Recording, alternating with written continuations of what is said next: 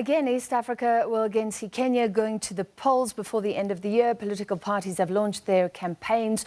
The frontrunners, their Deputy President Willam Ruto, who had a fallout with President Uhuru Kenyatta, and former Prime Minister Raila Odiga, who is now friends with Kenyatta. And then we were looking at Lesotho, also going to the polls. Currently, a coalition is in power in the Mountain Kingdom. The launch of a new political party, Revolution for Prosperity, is likely to change the political landscape. Let's discuss with our international editor, Sophie Mokwena.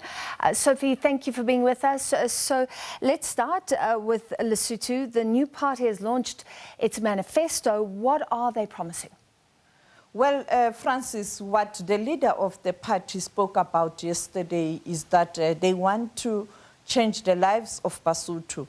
The man himself is a businessman, and therefore he is saying that he has spent so much money supporting the previous and the current government with the hope that leaders will be able to bring better life for Basotho. But unfortunately, that didn't happen. And therefore, he took a decision that he must contest the elections.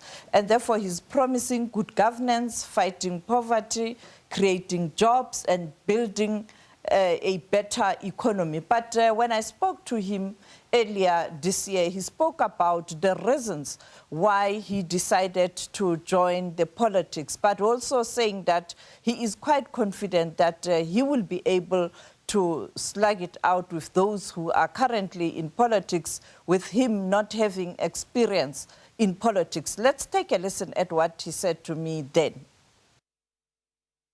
I'm ready for that as long as we can see a different Lesotho.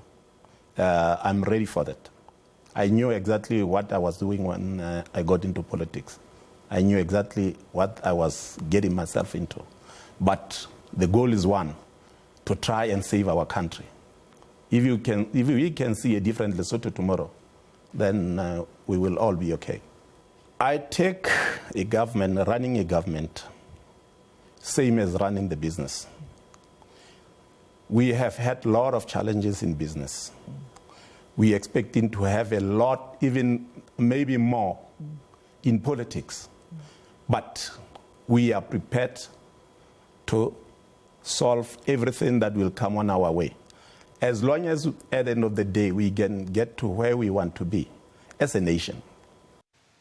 Well, clearly, Francis is quite confident. We know that the current coalition led by ABC, the leaders are also confident that they will do well during elections. You also have the CD, one of the political, DC, the political party, a breakaway from one of the largest parties in Lesotho. And therefore, they are also confident that they are going to do well. You also have EFF Lesotho, and they are also saying they are going to contest elections and they are going to perform well. But we'll hear from them when we later speak to other political parties as soon as they are available after launching their manifestos. And of course, Lesotho is so important for us because of its proximity. We've been involved in political ructions there before. So you'll watch that for us. Kenya also going to the polls. What's the state of readiness in Kenya? And tell us a bit more about the frontrunners. Well, today the Electoral Commission was working very hard to process all the candidates who will qualify to contest elections. We know that yesterday political parties officially launched their manifesto and campaigning, and also this is in line with the calendar of the Electoral Commission in that country. Sarah Kimani, who also attended a briefing with the IEC this afternoon, told me that it looks like the Electoral Commission is working hard to ensure that they do run a very smooth election. But when you look at the contenders, you have the current Deputy President, Willam Ruto, who is the leader, the vice president or deputy president of the current president, Uhuru Kenyatta. And unfortunately, there was a fallout between the two after 2018, when the president decided to extend a hand of friendship to the former Prime Minister Raila Odiga. And we know that currently the current president, Uhuru Kenyatta, is supporting the former Prime Minister. But let's take a listen at what Raila Odiga said during 2017 elections when he lost the elections. In fact, during the second round, he didn't even participate. This is not a Raila Odiga election. This is an election for the people of Kenya. And we are saying that we do not want to institutionalize election rigging. Well, clearly he was talking about election rigging at that time.